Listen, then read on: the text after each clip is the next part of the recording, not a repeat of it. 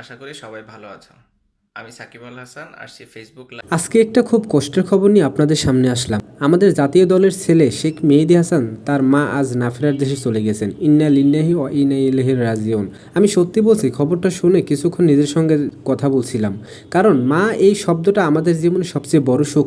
মাকে হারানোর ব্যথা এটা কোথাও বোঝানো যায় না। মেহেদী সবসময় বলতো আমার মা আমাকে দোয়া করে, তাই আমি সবসময় ভালো খেলি। আজ সেই মানুষটি আর নেই, এটা ভীষণ কষ্টের। আমরা ক্রিকেটাররা যখন মাঠে থাকি, মিডিয়া, আলো, প্রশংসা সব পাওয়া যায়, কিন্তু পিছনে যে মানুষটা সবচেয়ে বেশি নিজের ছেলেকে নিয়ে গর্ব করত, যে মানুষটা নিশ্চয়ভাবে সব ত্যাগ করে ছেলেকে দাঁড় করায়, সেই মানুষটা আজ আমাদের মাঝে নেই। আমি মেহেদী শুধু একজন খেলোয়াড় হিসেবে দেখি না, সে খুব শান্ত ছেলে, ভদ্র, পরিশ্রমী, সবসময় হাসি মুখে থাকে। আজ তাকে ভেঙে যেতে দেখলে সত্যি মনটা খারাপ হয়ে যায়। আমি সবাইকে একটা অনুরোধ করব, দয়া করে তার মায়ের জন্য দোয়া করবেন, আর মেহেদী ও তার পরিবারের জন্য প্রার্থনা করবেন, কারণ এই সময়টা তাদের জন্য খুব কঠিন। আমরা হয়তো মাঠে লড়াই করি জয়ের জন্য, কিন্তু জীবনে লড়াই অনেক